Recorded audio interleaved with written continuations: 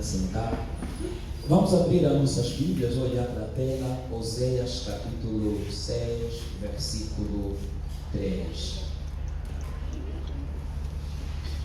Isso é bom, adoramos, faz lembrar tempos remotos, melhores louvor, não é bateria nem guitarra,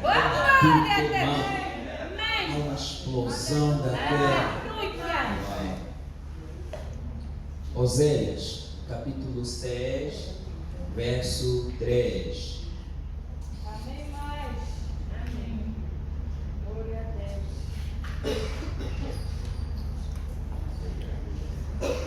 Deus. Esse, como não é o culto profético, ele fica como está.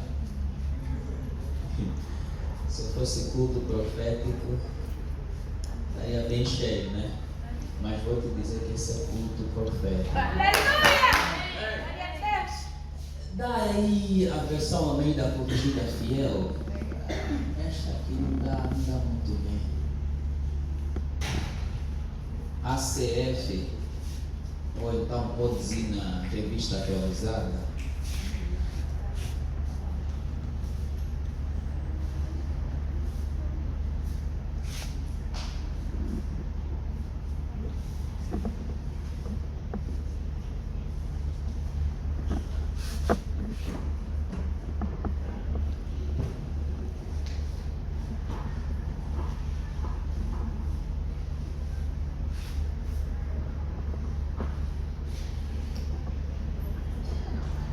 Ok. Já está lá, a Bíblia diz: então, conheçamos e prossigamos em conhecer ao Senhor. A sua saída como a alva é certa, e Ele a nós virá como a chuva serôdia que rega a terra. Já nos estudos passados nós falamos sobre esse texto. Ficamos quase 2 meses sem estudo bíblico, quase, não é?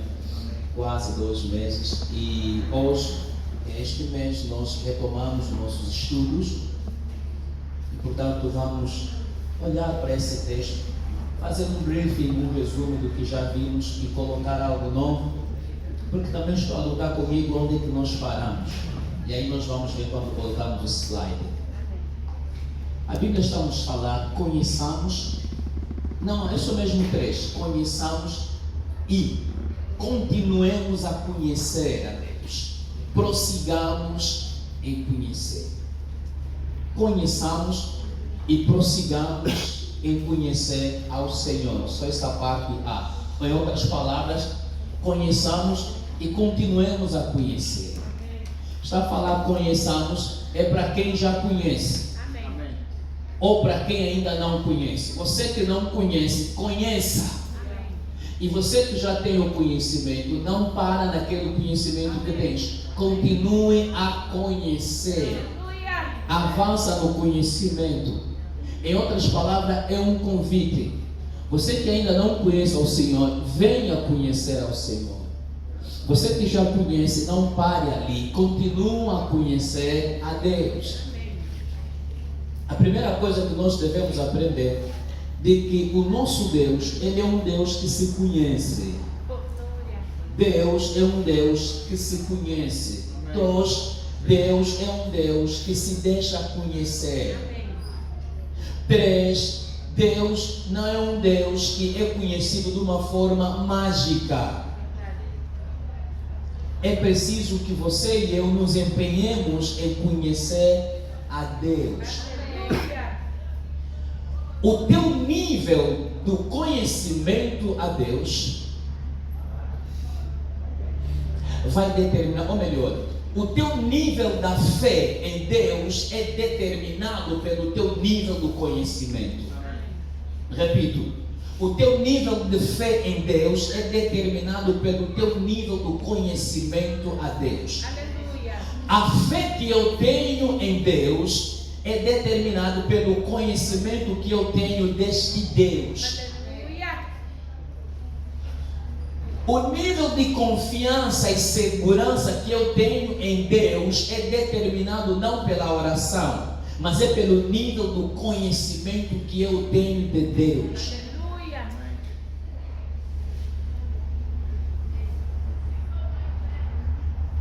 Pouco conhecimento de Deus, pouca fé em Deus. Nenhum conhecimento de Deus, nenhuma fé em Deus. O conhecimento de Deus não é determinado pelo nível da igreja, ou seja, não é determinado pelos anos de igreja.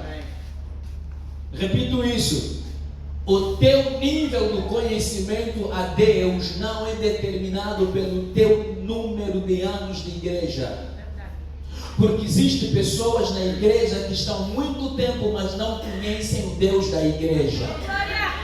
Então o fato de alguém estar na casa de Deus 10 anos de crente, isso não significa ele tem 10 anos de conhecimento de Deus. É aqui onde nós vemos o conflito dentro da igreja e ciúmes dentro da igreja. Esse ainda agora que chegou. A questão não é ainda agora que eu cheguei. É que eu conheci e eu estou a continuar a conhecer.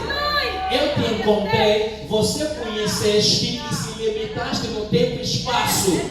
Mas eu cheguei, eu não parei no tempo e espaço, porque sei que o caminho do conhecimento a Deus está aberto para todo mundo.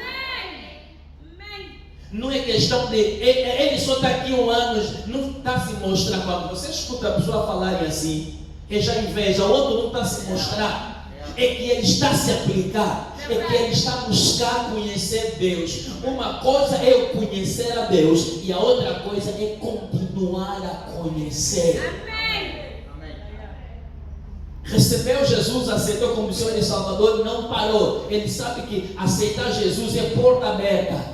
E o caminho está aberto, agora eu preciso continuar. E eu vou me esforçar para conhecer a Deus. E alguns pensaram ou pensam de que o fato de conhecer, já estou na igreja, já sou salvo, ponto final e acabou. É daqui que nós vemos, infelizmente, isso acontece mais nas nossas igrejas, e eu posso dizer igrejas angolanas, e em particular a nossa. Cultos de adquirirmos o conhecimento e o culto menosprezado. Você vai encontrar em muitas igrejas, sobretudo dos brancos americanos, culto de conhecimento é o culto que enche. E você vai encontrar com lapiseira, caderno, agenda, bloco de apontamento, com aparelho para gravar. Porque sabe o poder que há no conhecimento. E aqui avanço. Irmão, conhecimento é poder. Conhecimento de Deus é poder. Glória a Deus. Quanto mais eu conheço Deus, mais poder de Deus eu tenho em mim. Poder não é um fruto apenas de orar. Deus me dá poder, me dá poder. Poder também é fruto do conhecimento. E onde que nós adquirimos conhecimento? Na palavra de Deus. Por isso é que temos culto de estudo bíblico, que é vamos à Bíblia, é eu entrar na Bíblia, é o irmão entrar na Bíblia, é a igreja entrar na Bíblia. Amém. O conhecimento gera crescimento. A igreja que espiritualmente não cresce é a igreja que não tem conhecimento da palavra de Deus. Repito, o conhecimento da palavra de Deus gera crescimento. Crescimento está diretamente ligado ao conhecimento da palavra de Deus. As pessoas que na igreja não crescem espiritualmente são aquelas que não conhecem, ou melhor, não prosseguiram em conhecer. Tiveram a primeira experiência de conhecer e depois ficaram por ali. Mas nós precisamos continuar a conhecer. Um culto de conhecimento de Deus é mais do que libertação. Aleluia. Na verdade, eu vou te dizer que a verdadeira libertação não é imposição de mão e a pessoa cair. Isso não é verdadeira libertação. Porque, irmão, agora nós podemos orar, o demônio vai sair, você vai cair, o som vai se manifestar. Mas amanhã, hoje mesmo, quando sair, amanhã, o demônio vai voltar a entrar. Se ele encontrar o conhecimento de Deus em ti, não tem espaço para entrar. É a razão que o próprio Jesus Cristo em Mateus disse: o espírito imundo, quando sai de alguém, vai para lugares áridos, não encontrando descanso, e ele diz: voltarei que? A minha casa. Voltando, quando encontra a varrida, livre, desocupada, ele diz que vai buscar mais 7 espíritos piores do que ele, e eles vêm, entram na pessoa, e o estágio final da pessoa é crítico comparativamente com o estágio inicial. Por quê? Porque ele encontrou a casa vazia, e a casa não pode ser vazio. Não basta dizer sai e você fica no vago, sem conhecimento da palavra. Tem que ter a palavra. Amém. Conhecimento de Deus. Aleluia. Vai gerar estrutura, vai gerar estabilidade, vai gerar segurança. Aleluia. Você descansa porque você conhece Deus. Amém. Olha só o que Provérbios está nos ensinando. Coloca Provérbios 3:13.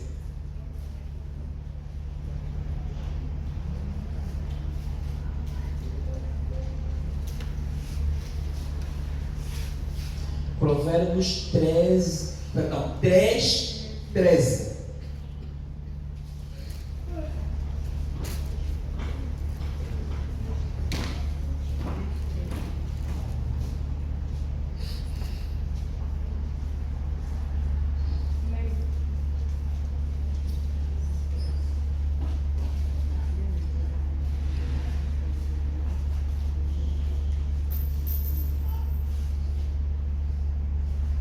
Vamos ler o que ele diz?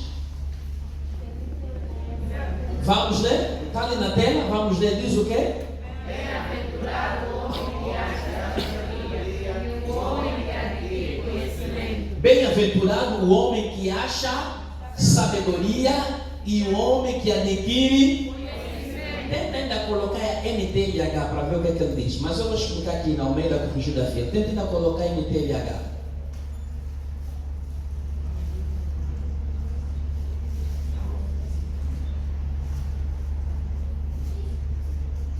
Ok, aqui diz: feliz a pessoa que acha sabedoria e que consegue compreender as coisas. Amém. Compreensão ele chama de conhecimento. Voltemos para a Almeida Corrigida Fiel.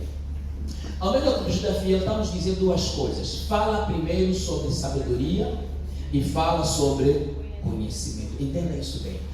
Aqui, Provérbio 3:13 está nos fazendo compreender de que sabedoria é algo que se acha. E conhecimento é algo que se adquire. Aleluia. Repito, esse texto está nos fazendo mostrar, estamos apresentando duas coisas importantes na vida do homem, na face da terra. E o que ele está nos mostrar é a maior riqueza que todo indivíduo na face da terra precisa ter. Aleluia. Irmãos, escutem, a maior riqueza que você precisa ter como cristão, como aquele que está a andar com Deus, é sabedoria e conhecimento. A maior riqueza que você precisa ter não é ouro, não é prata, não é dinheiro, é sabedoria e conhecimento. Repito, com sabedoria você vai conseguir gerir e administrar. Amém. Com conhecimento você vai conseguir adquirir as coisas. Porque existem pessoas que têm dinheiro, mas ela não tem sabedoria para administrar e gerir o que ele tem, e ele acaba por perder. Então, o provérbio está nos mostrar de que a sabedoria e o conhecimento são coisas tremendamente importantes. A sabedoria é algo que deve ser adquirida. Amém. Ou melhor, deve ser achada. E para você achar, tem que procurar a sabedoria. E existe caminho para se adquirir, ou melhor, para se achar a sabedoria. Um dos caminhos é o temor de Deus. O temor de Deus é o começo da sabedoria. Mas ele vai mais além, mostrando sobre o conhecimento. O conhecimento é algo que se adquire, é algo que se busca, é algo que se procura, é algo para ser conquistado. Está a dizer bem-aventurado. Bem-aventurado significa feliz. Feliz não é o homem que tem carro, não é o homem que tem dinheiro. Feliz é a pessoa que achou a sabedoria. E feliz é a pessoa que adquiriu o que? Conhecimento. Glória a Deus. Então, Aleluia. procure adquirir conhecimento. Amém. Conhecimento que você adquirir vai te dar dinheiro. O conhecimento que você adquirir vai trazer riqueza. Sabe por que nós trabalhamos? Por que te empregam? Por causa do conhecimento. Sabe por que o chefe é chefe, ganha o que ele ganha? Alguns nem tanto com conhecimento, porque até quem está embaixo é que faz mais. Mas a regra é por causa de quê? Conhecimento. Com conhecimento você vai além. Essa é a razão que Jesus disse aos judeus que criam nele: se permaneceis na minha palavra, verdadeiramente sereis meus discípulos. E avança: e conhecereis a verdade. Conhecimento da verdade. E ele avança: a verdade vos libertará. Amém. Não é expulsão de demônio que vos libertará, é a verdade.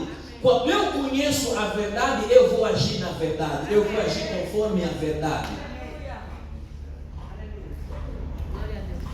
Irmão, lute para adquirir conhecimento. Conhecimento vai te trazer felicidade. Aleluia! Não sei, foi quando o irmão Euclides pregou na última semana do trabalho de jejum e oração, que ele falou sobre a posição. Eu disse aos irmãos: aprendi muito tempo isso com o pastor Jorge. Você pode ficar com a minha cadeira, mas não fica com a minha, com o meu conhecimento, com o meu cérebro.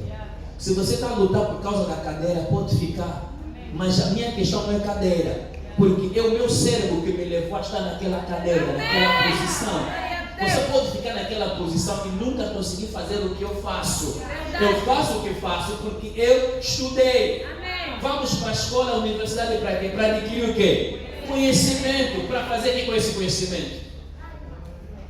Faz dinheiro? Sim ou não? É o conhecimento. Então, quem disse que conhecimento é dinheiro tem razão. E Jesus, quando disse que conhecimento gera libertação, é verdade. Amém. Adquira conhecimento. O mesmo provérbio, vamos passar para um outro capítulo e entrar rapidamente no nosso slide. O mesmo provérbio vai para 4, verso 7.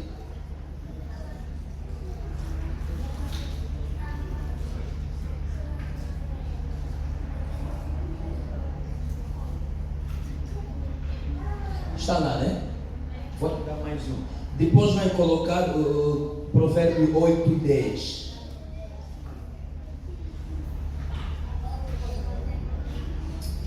Aqui tem muita coisa para falar sobre conhecimento.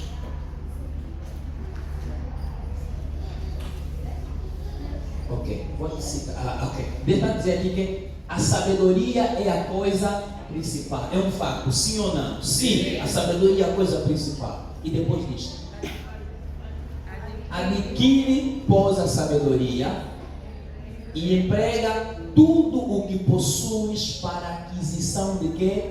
Entendimento. Esse entendimento está a dizer conhecimento. Se fores na versão revista atualizada, vai ver isso. Mas deixa ainda aqui. Olha só, já dizer que a sabedoria é a coisa principal. Segunda coisa, está a nos exortar: adquire, pois, a sabedoria. Agora olha, está a dizer: emprega tudo o que possuis na aquisição de entendimento. Quer dizer que tudo quanto tens, procura gastar para que você tenha conhecimento. Exatamente isso. Gaste tudo que está a teu alcance para que com aquilo que tens tenha conhecimento. Quem está a falar isso não é por acaso. Porque está querendo dizer que o conhecimento é mais do que dinheiro. Em outras palavras, se necessário, gaste o teu dinheiro só para ter mesmo conhecimento. Emprega, invista tudo que você tem para adquirir o conhecimento. Você está entendendo o potencial, o poder que há no conhecimento? Amém. Bom, vou abrir aqui parênteses. Eu já cheguei de ouvir, naquela época do falecido primeiro presidente, ainda quando esse indivíduo, quando Ipanhama estava em vida, os outros, no princípio das épocas, eu ouvi alguém estava a contar, claro que não mencionou quem, Porque muitos destes mais velhos de grande cargo no ano não tinham domínio, conhecimento dessa situação econômica, das finanças. Aquele jovem que eles empregaram, eles tiravam um bem de dinheiro. O senhor disse: mãe, velho, assina aqui. Oh, esse dinheiro é para quê? Não, isso aqui é para fazer isso, depois vamos fazer isso. Ah, oh, tá bom. Ele está lendo, está vendo que dinheiro está saindo, está pensando que não é questão alimentar, está vendo nos olhos dele, mas ele não tem conhecimento do que aquele termo significava. E o dinheiro está entrando no bolso do jovem. Irmãos, invista no teu conhecimento. E quando estamos a falar da palavra de Deus, Oséias 6:3, invista em conhecer Deus. Quer dizer, investir em conhecer Deus é investir na palavra. Leia a palavra. Participe dos cultos, sobretudo o culto como esse de ensino da palavra. Amém. Diabo não vai brincar contigo. Aleluia. Diabo não, os demônios não vão fazer a tua casa como campo de futebol. Glória. Porque tem momento, não é oração que vai expulsar demônio, é conhecimento. Aleluia. À medida que eu estou a encher-me do conhecimento de Deus, está ocorrendo libertação na minha vida. Amém. Não disse sai demônio, não disse sai espírito qualquer, mas só o conhecimento de Deus que eu estou a colocar em mim, está ocorrendo verdadeira libertação. E uma libertação que está a ser garantida, mantida. Aleluia. Essa libertação de dizer sai demônio, ele sai, mas pode voltar a entrar. Mas do conhecimento adquirido, ele não tem como entrar. Aleluia.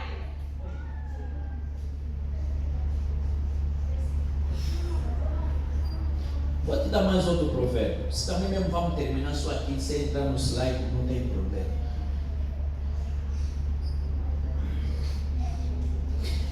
Põe em Provérbio 8:10.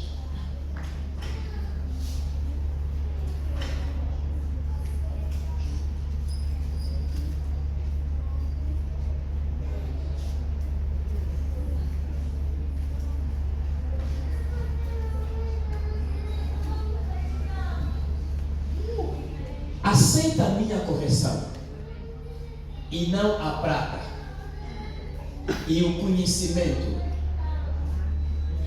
mais do que quê? Ouro fino escolhido. Isso vai dizer o que é? Estão a te dizer que conhecimento vale mais do que dinheiro. Aceita a minha correção e não a prata. Aceita o conhecimento mais do que o ouro fino escolhido.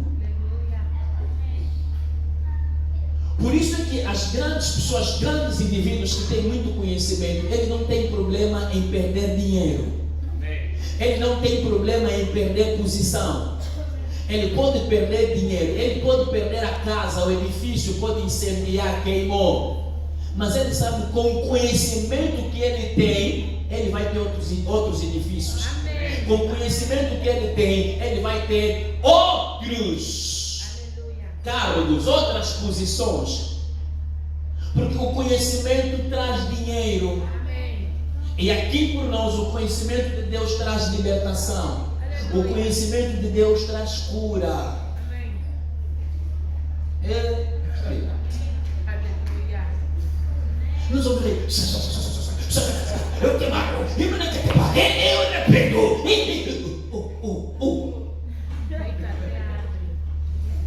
Por isso é que vemos os cultos de libertação cheio. Amar, arrepende, some, me dá queda. Amém. Mas estamos sempre a lhe dar queda, não estamos deixando. E esse ano, graças a Deus, vamos ter culto de libertação todas as semanas. Domingo já vou anunciar. Esse ano voltamos culto de libertação todas as semanas. E eu vou te dizer, eu estou a orar muito esse ano para deixar cair muita gente. Glória a Deus. Aleluia. Quem está acompanhando está entendendo o que eu estou a dizer. Amém. Eu venho para aqui derrubar com a unção. Pum, cai no chão, rebola. Mas deixar cair, cai no chão, rebola. Se depois não colocar o conhecimento de Deus em ti, é nada feito. Este é os problemas que nós temos nas igrejas de hoje. Gente cheia, caiu hoje, cai amanhã, cai depois da manhã, cai, está sempre a cair, cair. Mas esse cair até quando? Um ano todo, 365 dias, sempre a cair. Sempre a sair, mas parece que os tais demônios só habitam na tua casa. Você como? Da onde? Vem da onde mais? Diga. Não, ele gosta, ué. É o conhecimento que está a faltar. Escuta uma coisa. Quando você tem o conhecimento de Deus, os demônios te fogem. Amém. Quando você tem o conhecimento de Deus, não precisa toda hora, sai, amado, repreendo. O conhecimento já está lhe repreender. Amém. Você não falou que repreendo, mas o conhecimento de Deus que você está adquirindo, ele já está te libertar. Aleluia. O nosso grande investimento não tem que ser no culto de libertação, tem que ser no culto de ensino. Amém. Repito, o nosso grande investimento não é no culto de libertação, mas é no culto de estudo bíblico. Você está adquirindo conhecimento automaticamente. Não estou querendo dizer com isso que não deve haver. Não! Existem situações e casos que temos que atuar mesmo no culto de libertação, mas não deixar a pessoa vazia, porque senão daqui a uma semana, um mês de novo estará na fila. Libertamos, ele tem que estar no culto de ensino, encher com a palavra, transmitir o conhecimento, nutrir a palavra, isso fecha a brecha.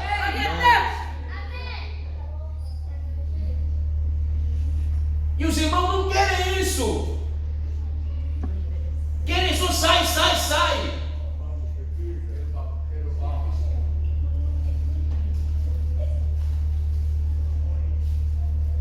Se o problema é deixar cair. Porque mesmo que eu não falei, empurra só um pouco.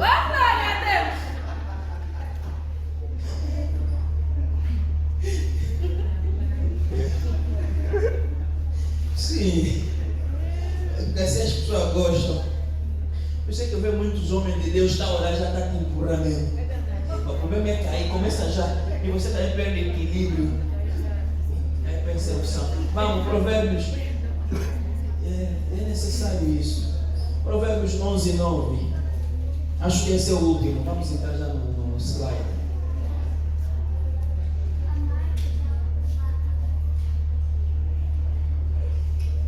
Eu disse Provérbio 11, 9, né? Acho que é o último.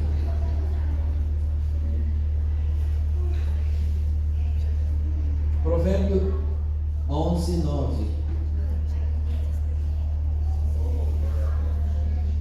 Vamos ler o que ele diz? Vamos ler todos. Vamos lá, na sua voz.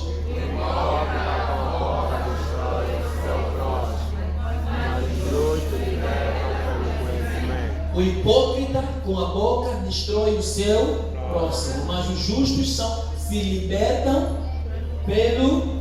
A outra versão, creio que essa seja a revista atualizada, diz: o hipócrita com a boca danifica o seu próximo, mas os justos são libertados pelo conhecimento. Os justos não são libertados pela expulsão de demônios, os justos são libertados pelo conhecimento. Sabe como que é o conhecimento? Quando, por exemplo, eu sei o que Jesus Cristo fez por mim, simplesmente eu vou reivindicar o que Ele fez por mim. Amém. E está feito. Irmãos em Cristo, esse é o conselho. Procura ter conhecimento de Deus. Aleluia. Amém. Conheçamos e prossigamos em conhecer o Senhor. Infelizmente, a nossa igreja, esta igreja, tem pessoas que só conhecem e pararam por ali, já não prosseguem em conhecer. Vir para os cultos num sinônimo de que você está prosseguindo em conhecer.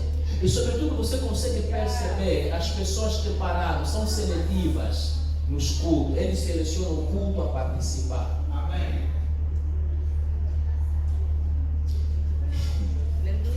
É que semana profética, culto de libertação, vigília de cura e milagre, culto de estudo bíblico. Não, isso é o pastor Panzo e os filhos dele. Eu quero algo feito, eu quero algo quente, algo que resolva o problema. Esse dia, pastor, tem que trazer aquele profeta. Aquele profeta é quando vem. O profeta, o trabalho dele fazer barulho, é agitação. Ele agita, depois vai. E não te dá o conhecimento. Agitou as águas, foi. Não entendi. Estamos em sintonia. Compreendemos a importância do conhecimento. Amém. Vocês são cheirinhos, não estava para chegar até aí, porque não quero falar tanto disso. O conhecimento te gera graça e te gera paz. Aleluia. Eu vou repetir esse texto mesmo para terminar aqui e entrar nos PowerPoint. Eu quero entrar, o problema é para entrar nos PowerPoint, mas o Espírito está a levar assim. Vamos lá, eu já preguei esse texto aqui, mas como estamos a falar disso, eu vou te dar. Segundas de Pedro, capítulo 1, versículo 2. Segundas de Pedro 1, 2.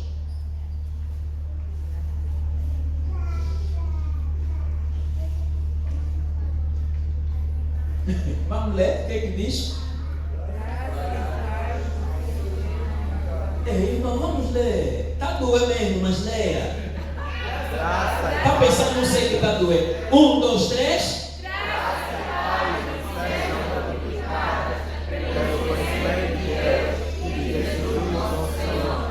Graça e paz vos sejam multiplicadas pelo conhecimento de Deus e de Jesus nosso Senhor. Está a dizer, quem que não quer paz? Amém. Não estou a contar, quem que não quer paz? Quando amém está a dizer concorda, que assim seja. Ok, vamos trocar. Quem quer paz? Quem quer graça? Todos nós queremos ter paz e graça. E aqui a Bíblia está nos ensinar, está dizendo que a graça e a paz sobre tua vida serão multiplicadas no conhecimento. Ou seja, quanto mais conhecimento tiveres de Deus e de Jesus Cristo, mais graça e mais paz tens. Amém. Quanto mais conhecimento de Deus e de Jesus Cristo estiver em ti, mais graça e mais paz você tem. Aleluia. Quer dizer que se você não está tendo graça e paz, é sinônimo de quê? Falta do conhecimento de Deus e de Jesus. Pastor, esse dia mesmo eu estudei. Paz não tem. Vou te perguntar. Vou já te desconfiar. Que está te faltar quê? Conhecimento. Mais um texto aqui bem no 2 de Pedro. Este é o meu fim. Espero que o Espírito Santo não me traz mais nenhum. Mergulha, pastor, mergulha. Capítulo 3, versículo 18. Aqui mesmo 2 de Pedro. Capítulo 3, versículo 18. O que ele está a dizer? Vamos ler todos. Antes, crescei na graça ou para ali. É possível a graça de Deus em nós crescer ou aumentar. E é possível o conhecimento de Deus em nós crescer ou aumentar. Está o texto. Antes crescei ou cresçam na graça e no conhecimento do nosso Senhor e Salvador Jesus Cristo. Para ali. Prioridade é com que eu cresça na graça e no conhecimento dele. Oséias 6:3. Conheçamos e prossigamos em conhecer. Continuemos. Continua a conhecer. Continua a conhecer. Continue a conhecer. Quando é que você para de conhecer? Quando o Senhor Jesus voltar. Ou quando você morrer. Quando eu morro, já parei de conhecê-lo, agora vou lhe conhecer face a face. Quando ele voltar, eu paro de lhe conhecer através dessa busca. Conheço agora que face a face. Cresça na graça, cresça no conhecimento. Amém. Existe gente que só está crescendo na estatura física, no conhecimento vazio. E vazio é um tambor que faz muito barulho. E você consegue ver esse tambor no momento da oração. O barulho que faz. É isso aí mesmo. Em nome de Jesus, barata. É barata, o enxenox. O gato está namorando em cima do teto dele. Em nome de Jesus, sangue de Jesus tem poder. Eu estou clamando sangue de Jesus sobre essa hora da feitiçaria. Ele está passear, está namorar. Ao invés de estar seguindo uma gata que conheceu ali, em nome de Jesus, esses bruxos no bairro.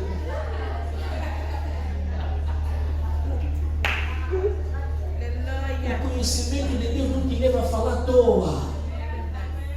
Não te leva a gritar sangue de Jesus à toa. Eu expliquei isso na terça aqui, não foi no domingo?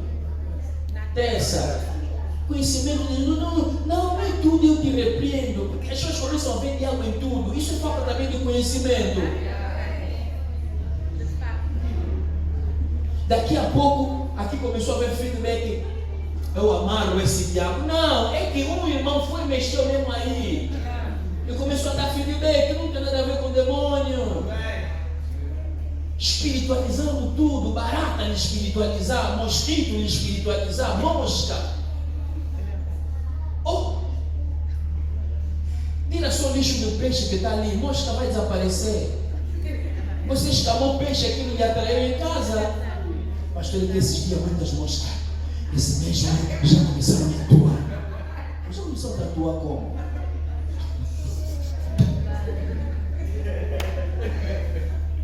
Nós vemos filme, né? E o bom é que é filme de graça. Nós não vamos no cinema para pagar bilhete. Amém. Vamos entrar no slide. Ei, meu Jesus, faltam 11 minutos para acabar. Vamos entrar no slide. Vamos fazer um resumo do slide. Provavelmente eu não chego no slide de hoje. Vai logo para slide 6. Ah, Deus, isso é bom.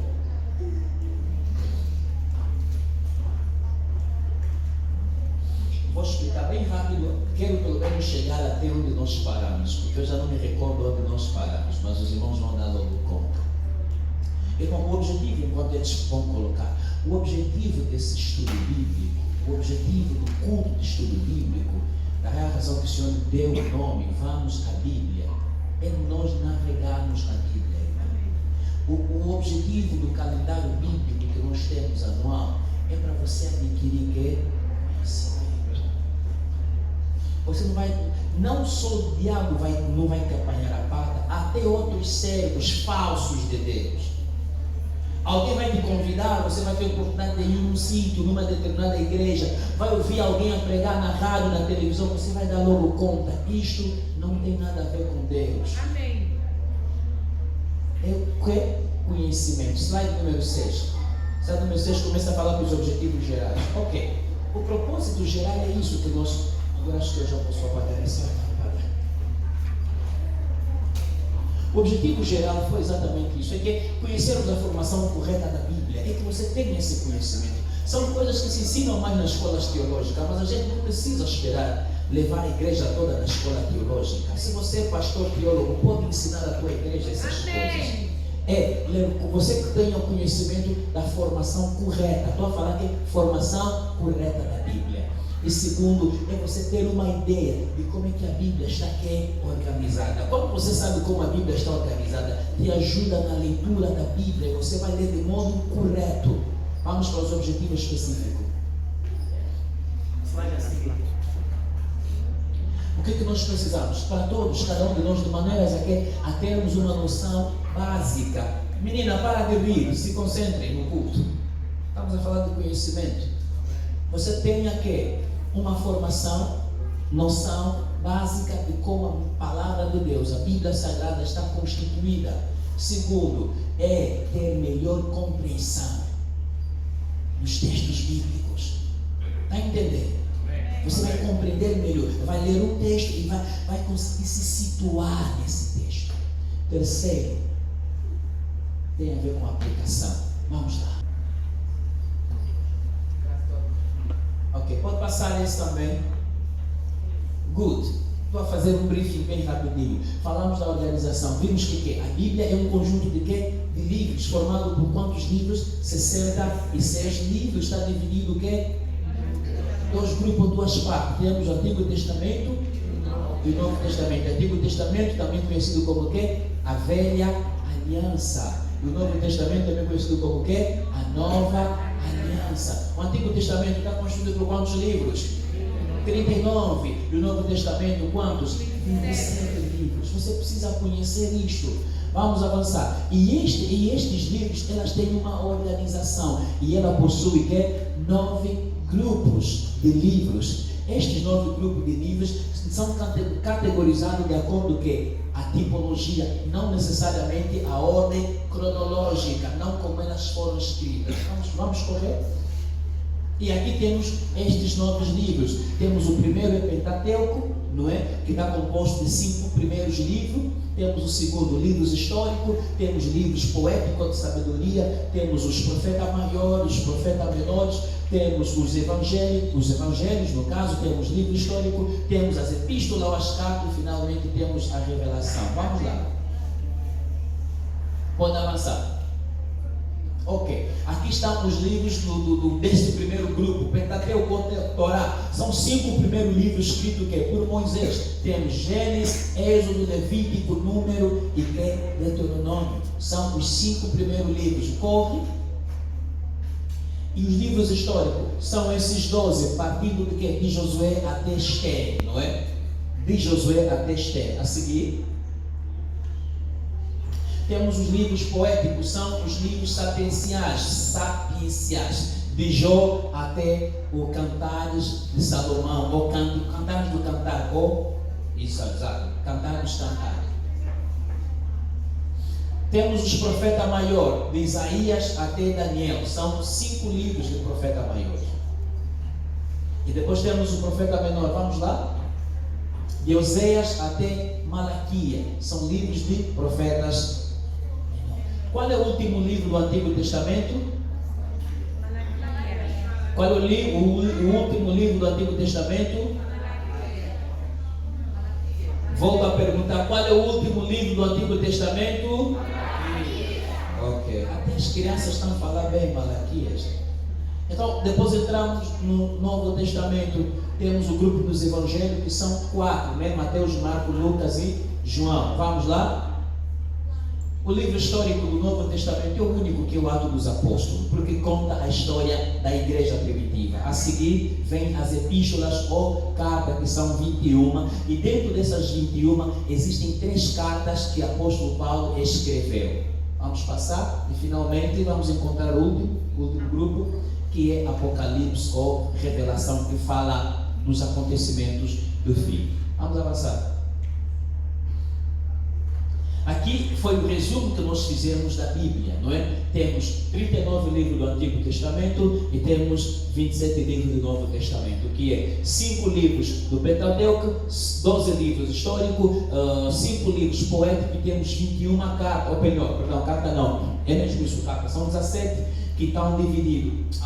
Já estou a falar do Antigo Testamento, estou a falar do profeta, no caso são 17, temos 5 maiores e 12 livros no caso do profeta menor. No Novo Testamento temos 4 evangelhos, que é o livro dos evangelhos, no caso temos o histórico e temos no caso 21 livros, cartas ou epístolas, e temos uma que é revelação. Esse quadro nos mostra o resumo da Bíblia. Vamos. Pode passar rápido, esse exercício nós já ultrapassamos. Vamos lá. Pode passar mesmo. Mas esse pode passar. Pode passar isso aqui. Ok. Não, volta. Ok. Não, vai mais à frente. Pode pular, vai. Isto aqui já falamos, vamos falar agora, vamos. Isso é gênero literário. Pode avançar. Mas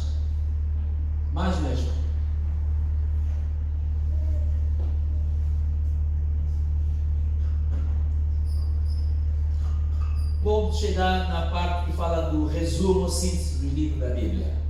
É aqui, ok. Prontos. Vamos começar com Gênesis. Recua, ok. Aqui é o síntese, é o resumo de cada livro da Bíblia. Nós falamos disso, o irmão se lembra? Estou a fazer esse briefing, esse resumo, por causa desse quase 2 meses. Eu sei que muita coisa evaporizou da mente dos irmãos, para apanharmos balanço. Falamos de Gênesis, que é o primeiro livro da Bíblia, sim ou não? Sim. É o livro que fala quase de origem de tudo, origem da criação, origem do homem, origem ou começo de todos os problemas. Isso está tudo dentro de quê? De Gênesis. Slide a seguir. Quando olhamos Gênesis, vai tratar de quê? Do universo, do homem, do casamento. É a origem. Onde é que veio o universo? Onde é que começou o casamento? Onde é que veio o homem? Onde é que começou o pecado? Onde é que veio a redenção, no caso o sacrifício? Onde começou o ódio, a inveja? Onde começou o homicida? E onde começaram as primeiras civilizações? Mas onde começou o culto? No caso a adoração. Onde começou o governo? Onde começou o castigo? Não é? Nós vemos no caso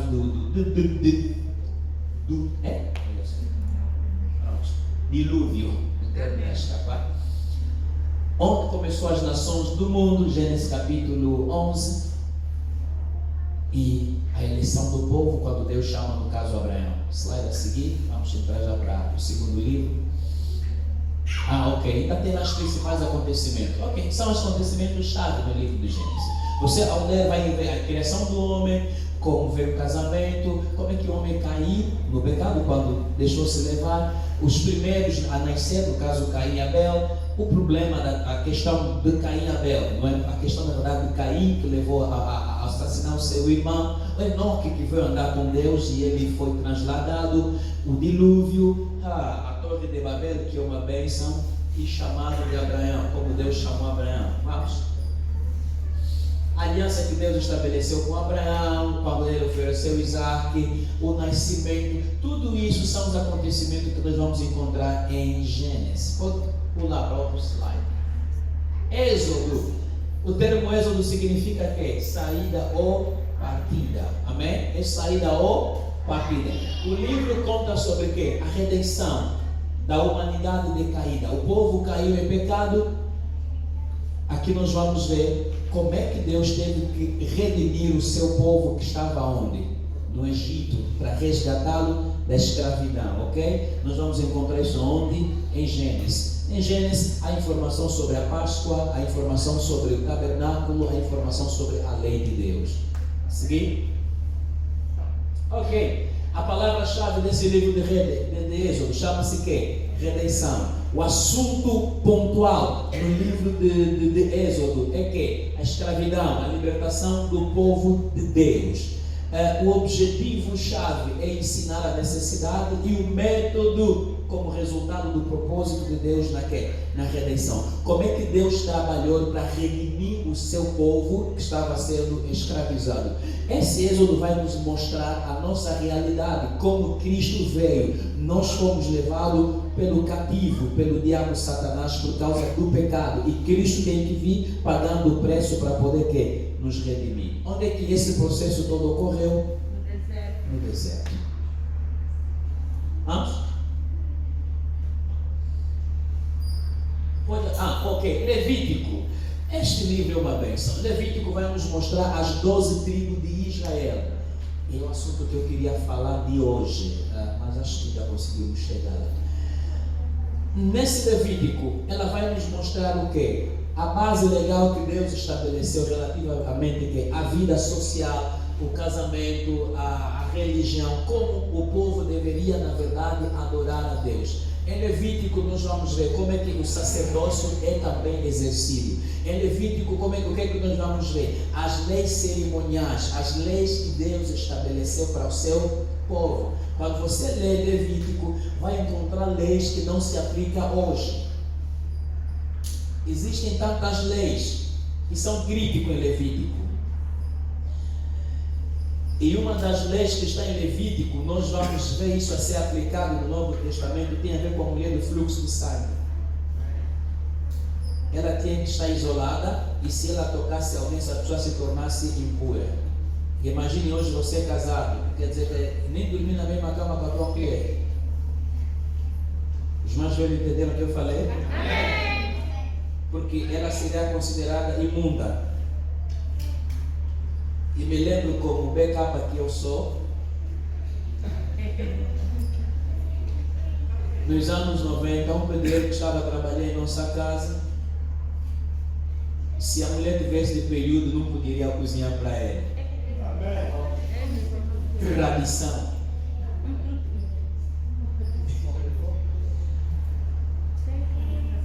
Avança. Tema central do Levítico: santidade. Palavra-chave: sacrifício, sacrificador, sangue, oferta, e também tem a ver com santo. O objetivo, ele vai ressaltar a santidade e a pureza do povo de Deus, porque Deus nos quer ver que puro, santo. A seguir, lugar de ocorrência. Ok, o que aconteceu? 2 anos depois de Israel ter saído do deserto, havia necessidade deles fazerem o quê? Lembrar as leis de Deus. Amém. Slide a seguir. Ok, tem aí alguns eventos mais importantes nesse livro. No caso, Moisés consagrou Arão e, no caso, os seus filhos ao ministério sacerdotal. Moisés não consagrou porque ele acha que nossa família, a igreja é de família. Ele consagrou porque Deus é quem ordenou. Aqui vem a definição, não interpreta mal se um pastor consagrar alguém da família dele. Amém. Nem sempre porque a igreja se tornou herança da família. Deus, quando chama o homem, não chama só o homem, chama inclusive até a sua família. Amém. Isso nós temos que ter em conta. Amém. Deus nunca vai me chamar sem chamar minha família. Quer dizer que na minha família vai vir pastor. Amém. Dentro dos meus filhos vai vir profeta. Vai sempre vir 1 ou 2 ou 3. E até se calhar todos vão seguir. Amém. Só que eu não gostaria que eu seguisse. Isso não rende dinheiro. Era para ouvir o que é que vocês vão dizer. Já pulaste, né? Tá bom, vamos, passa esse slide.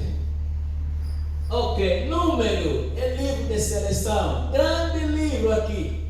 2 grandes objetivos nesse livro: seleção e treinamento. Por quê? Por causa da guerra que vem ali. Deus deu a terra ao povo, mas para o povo adquirir a terra tem que combater.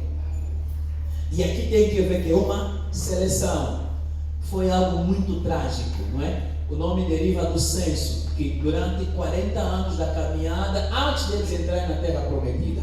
Vamos lá seguir? Oh, já terminou números? Ok, Deuteronômio. O que é Deuteronômio? É a repetição das leis ditas lá em Levítico. Ou outras palavras, aqui Moisés vai fazer recapitulação das leis de Deus ao seu povo. Isso nos leva a compreender que esse livro tem 4 aspectos: retrospectivo, introspectivo, prospectiva e circunspectivo. Vai lá, avança para vermos o que isso significa. Na retrospectiva é olhar para trás, para aquilo que Deus fez. Isso tem que ser estilo da nossa vida. Amém. Me lembro quando falei aqui, parei de ver muito tempo, o ano passado. Isso tem que ser estilo da nossa vida. Irmão, aprenda sempre a fazer uma retrospectiva, o que Deus fez para trás. Se você entender o que Deus fez ontem, quer dizer que o teu hoje e o amanhã está garantido. Amém. Se Deus ontem me curou, se Deus ontem me libertou, se Deus ontem me restaurou, hoje estou a enfrentar dificuldade e não estou a ver Deus, a única saída, a única garantia que eu tenho é o que Deus fez ontem. E que se Ele fez ontem, Ele é capaz de fazer hoje e fazer amanhã. Se Deus foi capaz de me curar ontem, é porque hoje Deus pode. Se Ele foi capaz de me abençoar ontem, é que Ele pode. Então aprendamos, em vez de sempre, eu não estou a ver Deus, Deus está fazendo o quê? Faça uma retrospectiva. Olha o que Ele fez ontem e diga a Deus: obrigado pelo que fizeste ontem, eu sei que hoje o Senhor pode fazer. A retrospectiva é olhar dentro, ok? Olhe dentro para o que Deus espera. Alguma coisa Deus espera de ti. E depois, a prospectiva é você olhar para frente naquilo que Deus quer fará. Mas tudo isso começa em quê? Em retrospectiva. E retrospectiva vai me apontar para quê? Para a perspectiva de que amanhã Deus vai fazer. Esse retrospectivo é olhar para fora, para o que Deus é. Deus é quê? Deus é tudo.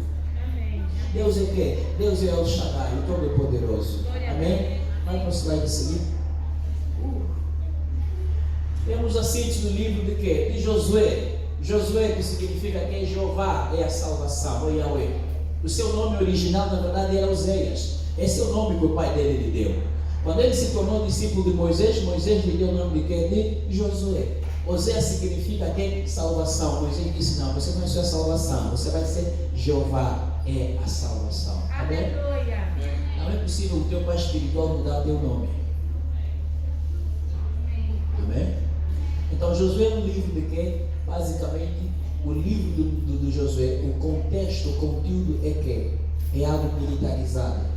Você vai encontrar guerras, conquista de terras prometidas. É um livro de guerra. O povo tem que estar preparado para ir combater, para conquistar. Vamos lá? Ok. Entre vários episódios chave que ocorre nesse livro de Josué é o caso, por exemplo, Josué onde mandou parar o sol e a lua, que nós encontramos no capítulo 6 e no capítulo,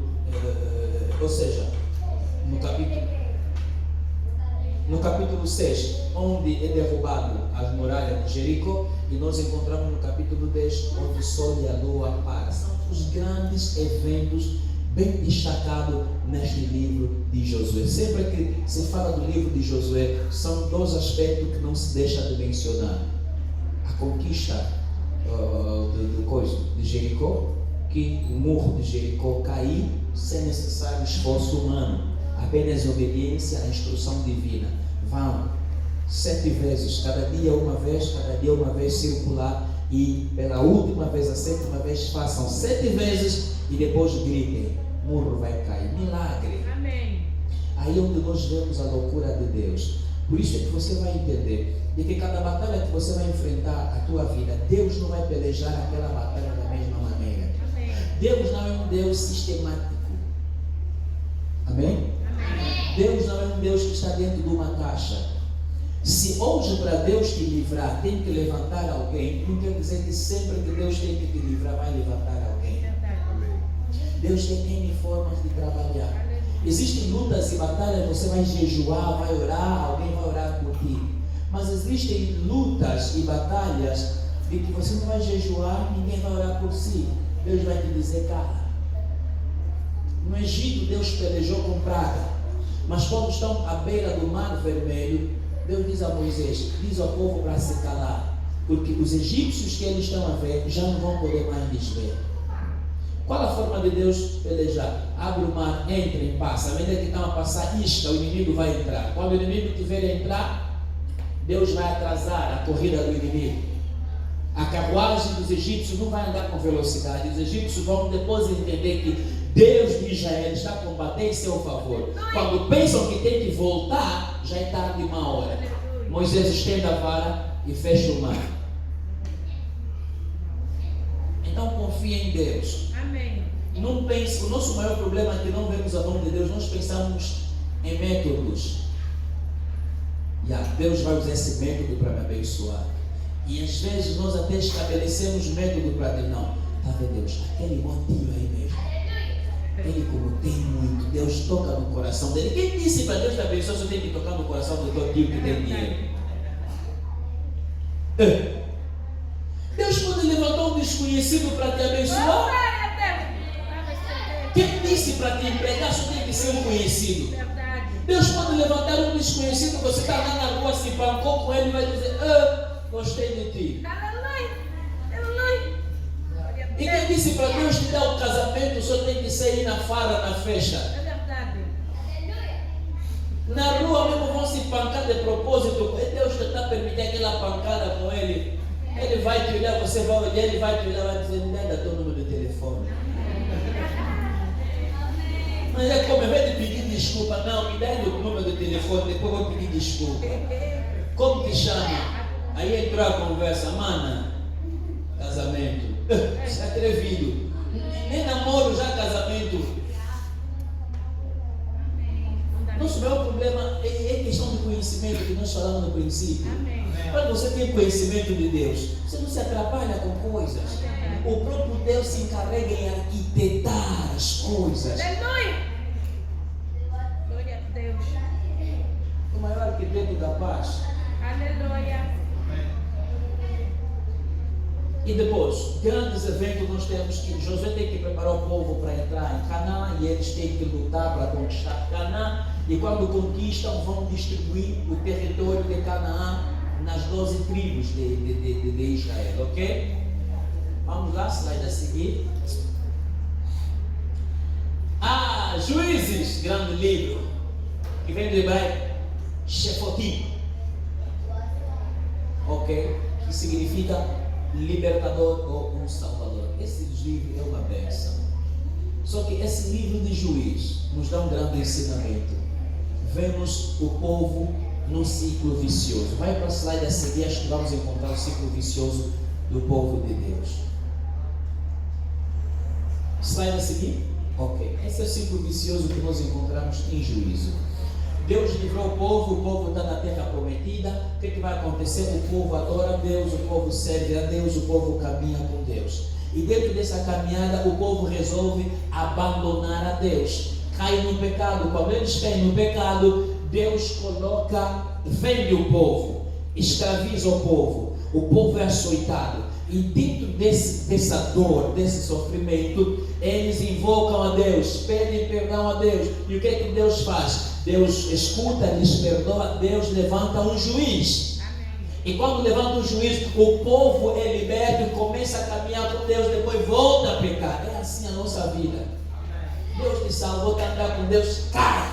Deus, caíste, vou te largar nas mãos do diabo. O diabo te aperta, aí depois você, Deus te perdoa, te liberta, volta. Esse é o grande problema. É aí que nós vemos, Deus levantou tantos juízes. Qual é o juiz mais famoso que muito se fala? Sansão. Slide a seguir. A seguir, Ruth. Grande história sobre Ruth. Significa amizade. Nós aprendemos muito aqui no livro de Ruth. O livro de Ruth vai nos mostrar. Nós até podemos começar mal, não significa necessariamente que vamos terminar mal. Amém. Escute bem, meu irmão. Começar mal não é sinônimo de que vais terminar mal. E vou dizer também, começar bem não é garantia de que vai terminar bem. Os irmãos estão compreendendo? São duas coisas distintas. Começar mal não significa que vai terminar mal. E começar bem não é garantia que vai terminar bem. Tudo depende da caminhada. Como é que eu vou me pronunciar na caminhada? Como é que eu vou me definir na caminhada? Quando lemos essa história do Ruth com a Naomi, e os livros chaves talvez, mas sobretudo no capítulo 1, nós vemos que a Ruth, com a Naomi começaram mal, mas a história não terminou mal. Em outras palavras, estou a profetizar mesmo, como os irmãos gostam de entender assim, estou a profetizar para a vida de alguém. Ter nascido de uma família pobre não significa que você vai morrer pobre. Aleluia! Glória a Deus. Repito profeticamente, estou a falar para vocês entenderem assim mesmo profeticamente, porque assim essa linguagem alguém vai entender. Amém. Ter nascido numa família pobre não significa que você vai terminar pobre. Aleluia! Ter começado a viver numa casa de pau a pique, de chapa, de um quarto apenas, Aleluia! ter nascido e crescido no beco do ignorado não significa que a tua vida vai terminar lá. Amém. Se fosse você, eu pulava. Aleluia! É profecia. Amém. Amém. Amém. É profecia. Em outras palavras, eu dizer, você não vai terminar como começou. Se teu pai e a tua mãe terminaram assim, é teu pai e a tua mãe. Mas você está em Cristo, adquirindo conhecimento, está a andar. Então a minha vida não vai acabar assim. Mas um dia foi.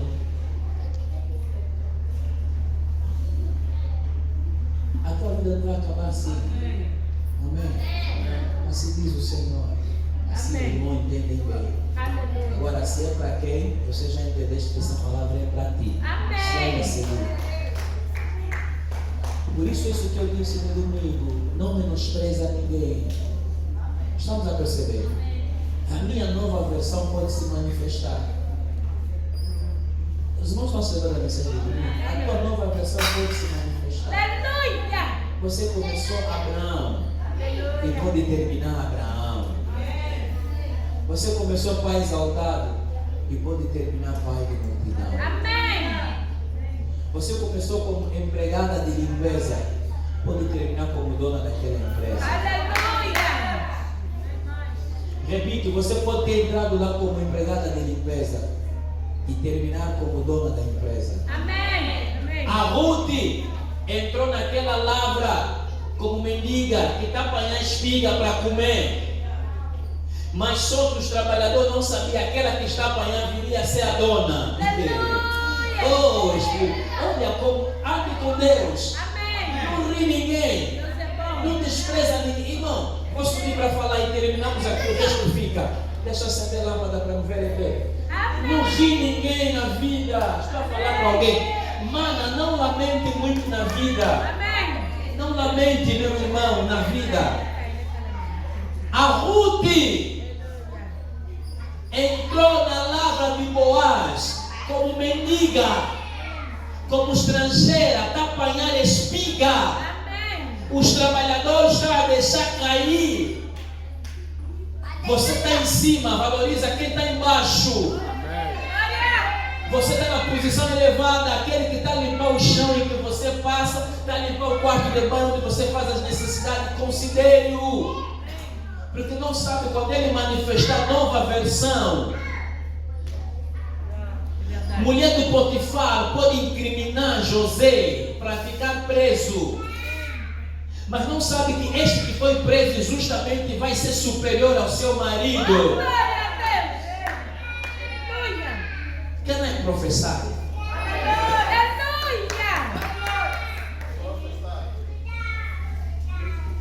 Você não está pronto para receber profecia.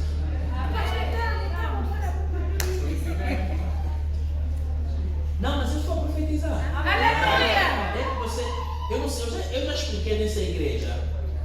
As profecias que eu libero não vai ser assim diz o Senhor. Amém! Se os irmãos prestarem atenção em todos os cultos que eu prego, ou mesmo na moderação, sai sempre a palavra profética. Amém! Mas só que muitos só entendem profecia, sai sempre a palavra do conhecimento do sabedoria. Muitos só entendem quando diz, Deus está me falando, Deus me mostrou, isso assim ele entendeu.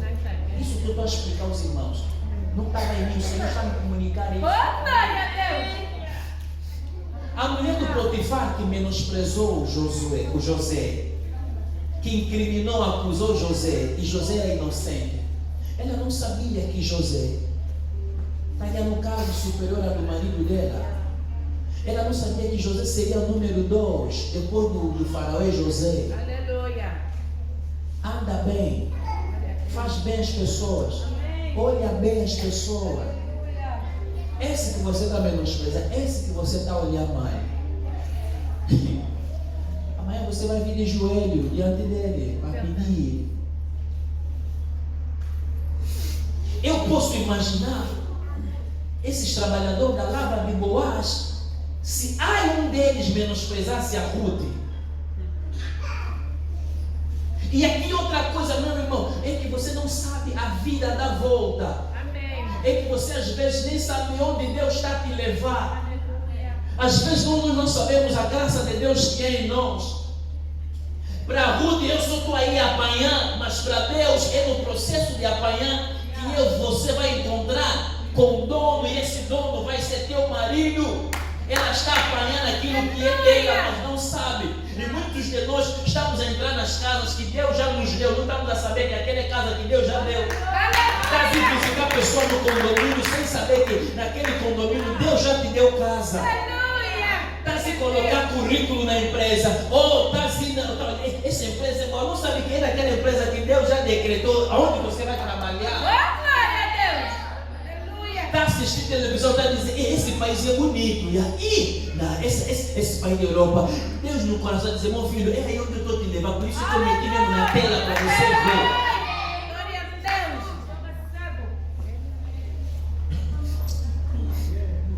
Irmão, anda só com Deus. Amém. Anda só com Deus. Repito, terminando, ande só com Deus. Em Deus, as coisas acontecem. Já falei disso aqui. Repito, em Deus, as coisas acontecem. Aqui mesmo, termino mesmo aqui. Aqui mesmo, como nós estamos nos olhando mesmo. Você está olhando, esse aqui não tem nada. Esse aqui não está com nada. Alguns de nós até a paz do Senhor para te dar. A paz do Senhor é seletivo. Porque uns têm nariz empenado, acham que tem muito. Acham que os outros não são nada. Não são nada até os olhos. Aleluia. Mas aí no banco que você está trabalhando, você não sabe que eu serei sócio. Aleluia. Glória a Deus, é verdade. Na empresa que você está trabalhando, você não sabe que eu serei a esposa do dono da empresa. Quer dizer que a empresa é minha. Amém. Aleluia. Saúde, irmão, papai do Senhor, com alegria, não seja seletivo. Ah, não é saudade porque não quer. É melhor você não saudar do que saudade porque não quer.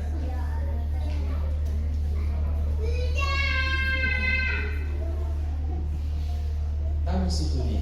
Amém. Quem tem ouvido? O Espírito falou. Amém, amém, amém. E eu sei que você foste abençoado. Aleluia. Então, onde você está? Pode aplaudir, então.